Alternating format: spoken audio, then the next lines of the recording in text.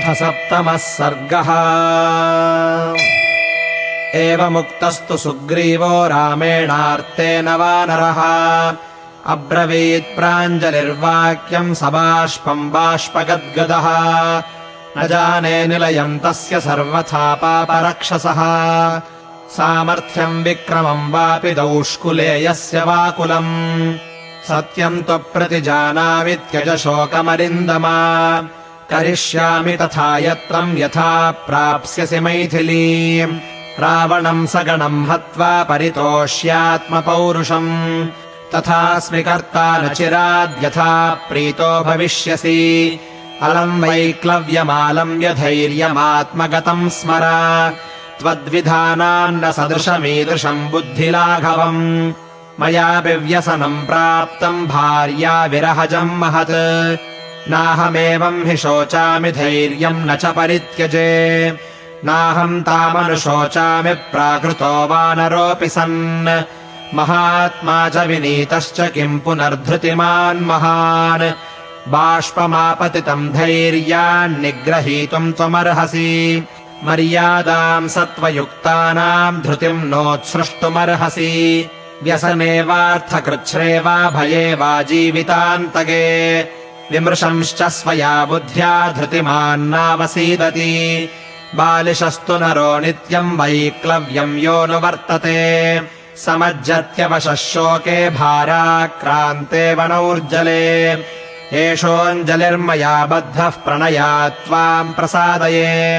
पौरुषम् श्रयशोकस्य नान्तरम् दातुमर्हसि ये शोकमनुवर्तन्ते न तेषाम् विद्यते सुखम् तेजश्च क्षीयते तेषाम् न त्वम् शोचितुमर्हसि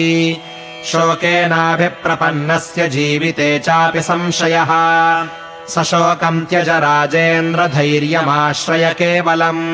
हितम् वयस्य भावेन ब्रूमि नोपदिशामि ते वयस्यताम् पूजयन्मे न त्वम् शोचितुमर्हसि मधुरम् सान्त्वितस्तेन सुग्रीवेण स राघवः मुखमश्रुपरिक्लिन्नम् वस्त्रान्तेन प्रमार्जयत् प्रकृतिस्थस्तु काकुत्स्थः सुग्रीववचनात् प्रभुः सम्परिष्वज्य सुग्रीवमिदम् वचनमब्रवीत्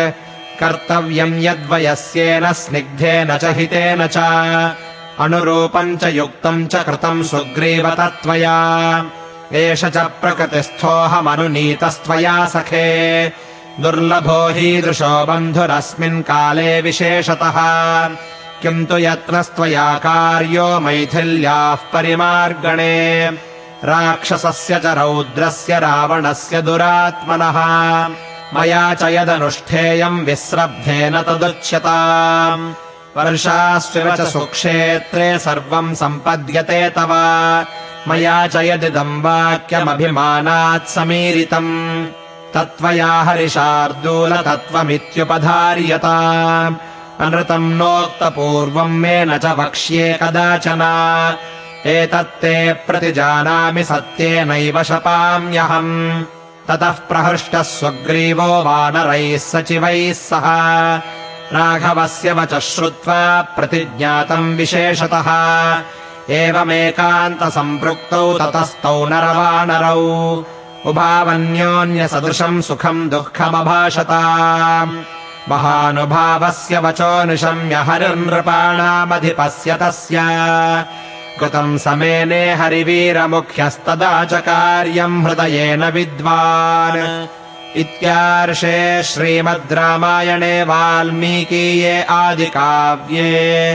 किष्किन्धाकाण्डे 7मः सर्गः।